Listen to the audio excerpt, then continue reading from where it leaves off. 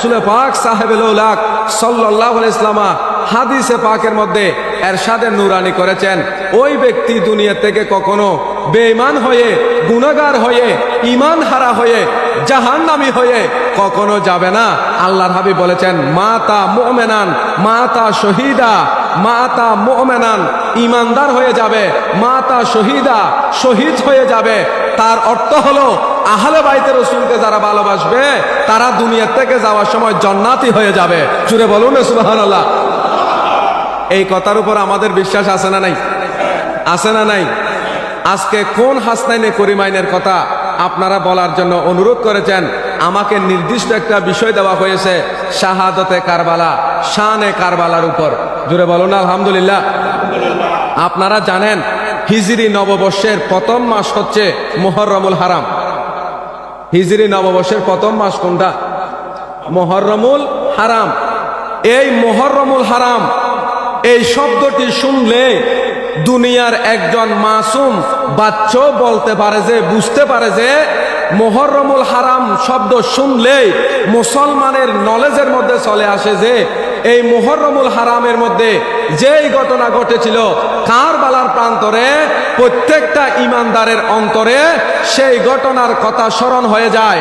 সেই ঘটনার প্রতি মানুষের হৃদয় বিদারক, মানুষের একটা আকর্ষণ, আহলে বাইতে রাসূলের ভালোবাসা প্রত্যেকটা মুমিনের অন্তরে সৃষ্টি হয় যখনই আহলে বাইতে রাসূলের কথা স্মরণ হয়, যখনই মুহররমের কথা শোনা হয়। জুড়ে বলুন না সুবহানাল্লাহ।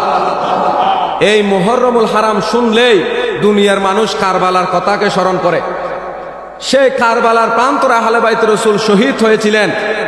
দুনিয়ার মানুষ কারবালা শব্দটি শুনলেই মানুষ বুঝতে পারে এটি ছিল একটি অন্যায়ের বিরুদ্ধে, জালেমদের বিরুদ্ধে হকের একটি লড়াই। জুড়ে বলুন না সুবহানাল্লাহ।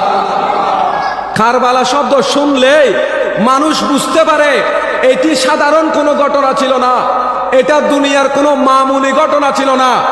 এই শাহাদতে কারবালা এটা হয়েছে একমাত্র ঈমানদারের ঈমানকে রক্ষা করার জন্য, দ্বীন ইসলামকে রক্ষা করার জন্য, নামাজ রোজা হজ যাকাতকে দুনিয়ার মধ্যে প্রতিষ্ঠা করার জন্য আহলে বাইতে রাসূল সপরিবারে কারবালার প্রান্তরে নির্মমভাবে শহীদ হয়েছিলেন। জুড়ে বলুন না সুবহানাল্লাহ। দুনিয়ার মানুষ শুনলে, কারবালা শুনলে বুঝতে পারে এটা ছিল অন্যায়ের বিরুদ্ধে ন্যায়ের একটি লড়াই। জুড়ে বলুন না সুবহানাল্লাহ। কেমন লড়াই ছিল? আল্লাহ সুবহানাহু ওয়া তাআলা পবিত্র কোরআনুল কারীমের মধ্যে বলেছেন, লা তালবিসুল হাক্কা বিল বাতিল ওয়া তাকতুমুল হাক্কা ওয়া আনতুম তাআলামুন। বান্দা, তোমরা জ্ঞান থাকতে, বুদ্ধি থাকতে সত্যকে মিথ্যার সাথে মিশ্রিত করিও না। সত্যকে মিথ্যার সাথে মিশ্রিত করো না। এই কথাটি বলেছেন কে? বলেছেন কে? কোথায় বলেছেন? কোরআনে বলেছেন। ইমামে আলী মাকাম সৈয়দুনা ইমামে হুসাইন রাদিয়াল্লাহু তাআলা এই আয়াতের উপর আমল করেছিলেন। কোথায়? ইমামে হুসাইন রাদিয়াল্লাহু তাআলা যখন কারবালার প্রান্তরে উপস্থিত হয়েছিলেন, সেই সময় হযরত ইমাম হুসাইন দেখতেছে একদিকে আহলে বাইতে রাসূল, অপরদিকে এজিদ বাহিনী।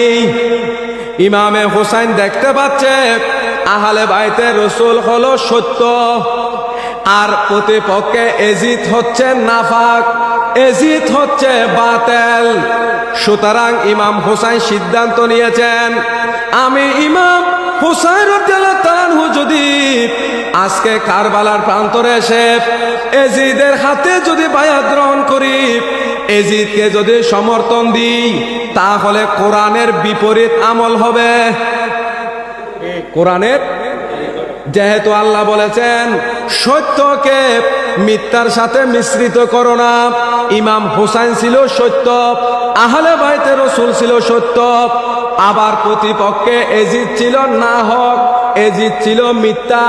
ইমাম হুসাইন বলতেছে, আমি ইমামে আলী মাকাম আজকে এজিদের সামনে আমি কখনো মাথা নত করতে পারি না।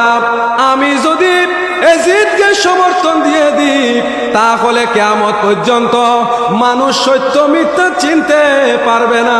সুবহানাল্লাহ। ইমামে আলী মকাম আহলে বাইতে রাসূল সেই দিন কারবালার প্রান্তরে নিজের রক্ত দেওয়ার মাধ্যমে নিজের জানমাল ছেলে সন্তান ঔলাদ পর্যন্ত কুরবানি দেওয়ার মাধ্যমে সত্য এবং মিথ্যাকে কিয়ামত পর্যন্ত পার্থক্য করে দিয়েছিলেন। সুবহানাল্লাহ।